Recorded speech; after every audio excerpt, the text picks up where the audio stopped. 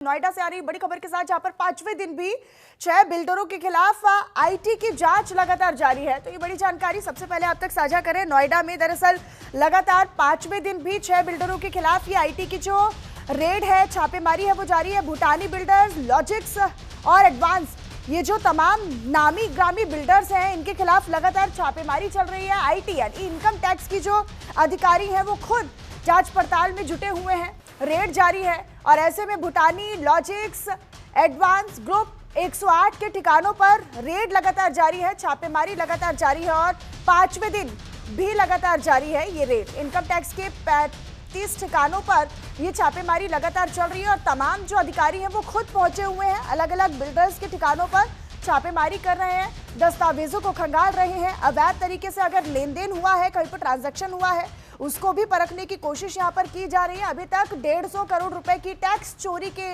दस्तावेज आईटी को मिल चुके हैं और इसी बाबत एक बार फिर से इस जांच को और तेज किया जा रहा है। इनकम टैक्स की जांच में करीब 3 करोड़ रुपए कैश अभी तक बरामद हो चुका है। शिव त्यागी मेरे सहयोगी अधिक जानकारी के साथ जुड़े हुए हैं। शिव, अभी तक क्या कुछ चीजें निकलकर सामने आई हैं, क्योंकि लगातार पांचवें दिन भी इनकम टैक्स की जो ठिकानों पर छापेमारी है वो जारी है। जानकारी है कि दस्तावेजों को लेकर भी कुछ चीजें निकलकर सामने आई हैं।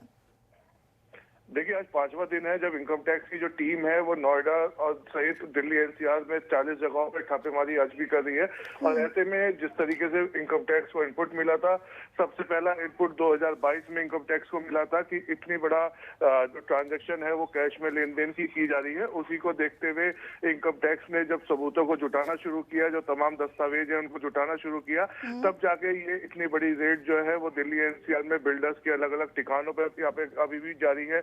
ऐसे में 150 करोड़ से ज्यादा का जो टैक्स चोरी का जो जिस तरीके के इनपुट इनकम टैक्स की टीम को मिले थे, वो यहाँ पे वो अभी तक जो है दस्तावेजों को जब्त कर चुकी है। वही 3 करोड़ से ज्यादा के जो कैश है, जो कि अलग अलग बिल्डर्स के अलग अलग अकाउंट्स यहाँ पे दफ्तरों में मिले, उसको भी यहाँ पे जब्त किया जा चुका है। जो इनकम टैक्स के जो अधिकारी हैं उनके सूत्रों की माने तो अभी तक जो छापेमारी है वो लगातार जारी है। और जिस तरीके का इनपुट इनकम टैक्स की टीम को मिला था, उसके बिहाफ पे अभी तक जो यहाँ पे बिल्डर्स के द्वारा जो सबसे ज्यादा कमर्शियल प्रॉपर्टी है उसमें कैश का लेन देन किया गया। ब्रोकर्स के द्वारा यहाँ पे ये प्रॉपर्टी को खरीदवाया जाता था। तो कहीं ना कहीं पहले से ही इनकम टैक्स की टीम को ये आशंका थी कि इन बिल्डर्स के द्वारा यहाँ पे जो टैक्स चोरी है उसको किया जा रहा है। और कहीं ना कहीं जिस तरीके के अब लगातार पांचवें दिन भी छापेमारी जारी है, तो ऐसे में अभी तक 150 करोड़ से ज्यादा का जो टैक्स चोरी के दस्तावेज है वो सामने आ चुके हैं। तो ये लंबी अभी छापेमारी चलने वाली है। आने वाले समय में ये जो टैक्स चोरी का जो आंकड़ा है ये आगे आने वाले समय में। लेकिन शिव, क्या ये संभव है कि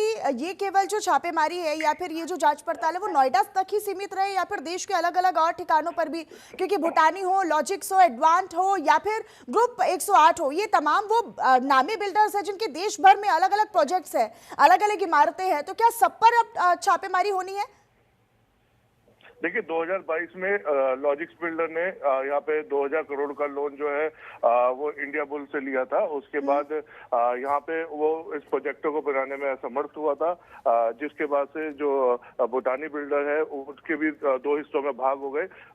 एक भूटानी इंफ्राटेक हो गया, एक 108 ग्रुप के नाम से यहाँ पे बिल्डर्स हो गए थे। ऐसे में अगर बात करें तो इन सभी ने लॉजिक्स के साथ किया। कोलैबोरेशन करने के बाद कई ऐसे कमर्शियल प्रोजेक्ट है जो कि इन्होंने लॉजिक्स के साथ किए।